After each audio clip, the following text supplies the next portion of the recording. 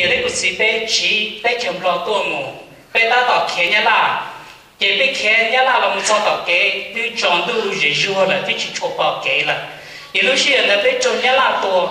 cái một chữ là những nhà tua mù rõ chỉ xí là bé ta họ tuần về tua mù là những bông là bé họ tao ta đi thì lúc xưa là bé là chọn này tôi làm cá nó cũng do chỉ chờ sự cũng do đi bao số sự bé là chọn được tôi làm cá chứ cũng chỉ là để tôi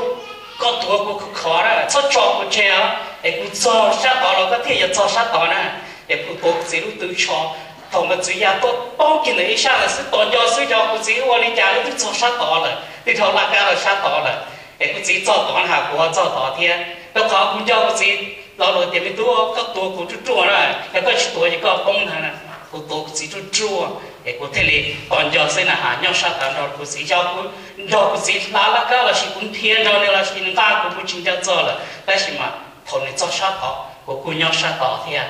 被路人只要能够帮助，只耶稣还的，个被装的模样，被那只耶稣模，只耶稣的个被多能够考，个被多能够考，被这去不拉呢呢，被这样当装的模个要做考，要能能够顺的，要能的耶稣还的，个被我被路人。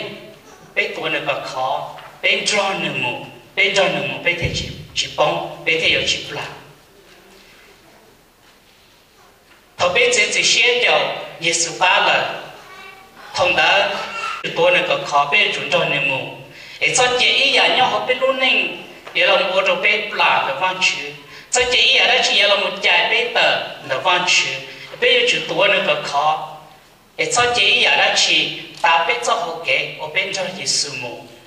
tập họ giờ biết gì, ở bên đó biết chơi là giả, nhau luôn để biết chơi biết chơi đâu giả, nhau luôn để là ta biết cho kể chỉ biết nhìn nhau, làm được Chúa Giêsu tiền, Chúa Giêsu hay tiền, biết luôn nên cho nhiều mù, nhưng chỉ dùng để biết sai, it's not what we think, hả? Biết luôn nên biết được Chúa Giêsu mù đó, nên sợ đi biết luôn nên kể sai, Chúa Giêsu hay tiền nên luôn nên